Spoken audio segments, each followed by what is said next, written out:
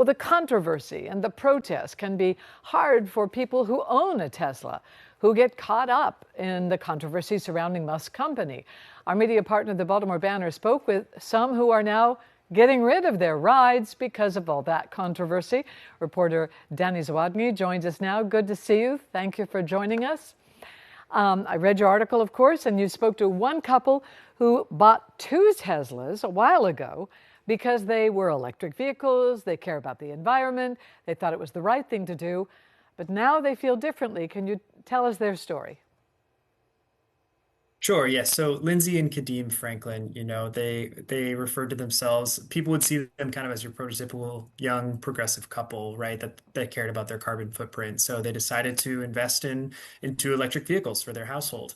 Um, and they, after seeing Musk's involvement at the federal government and the activities of Doge, they started to reflect on whether or not, this company and its CEO really reflected their own values. And so they kind of joined this kind of growing movement of people that are almost kind of self-recalling, is maybe a way to say it, of selling off their cars as a way to try to protest against what Musk has been doing in the federal government.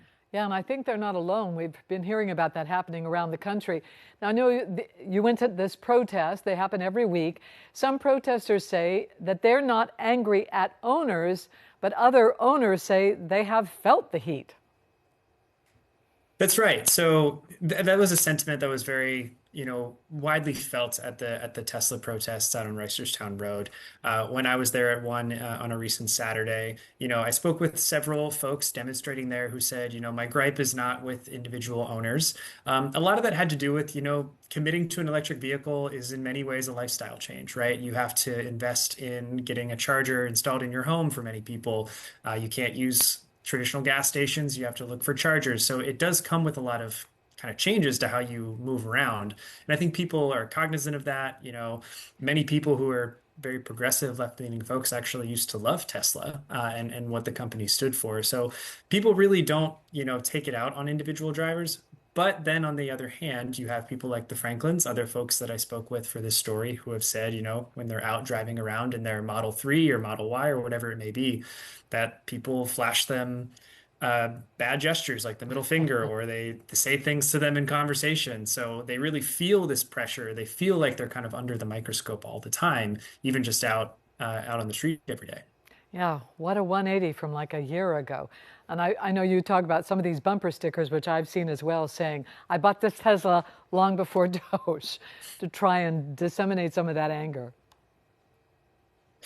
Yeah, I mean, folks have been, trying to, show that, I still stand for a cleaner environment, and that's why I drive this car. It's not because I support Elon Musk. I spoke with other folks who have even said, folks that are more on the right or lean conservative have, even praised their decision to own a Tesla, and they had to say, "Whoa, well, it's not for that. I just got this because it's a nice car." So it's brought up these considerations for people about what does it mean to be an ethical consumer? Do we buy things every day thinking that we know everything about a company and what it stands for and the CEO and its history? So it's a fascinating conversation to have with people. Indeed, and it made for a fascinating article. Thank you, Danny, for joining us. If you'd like to learn more about this story, other independent reporting from our media partner, the Baltimore Banner, head to thebaltimorebanner.com. Derek.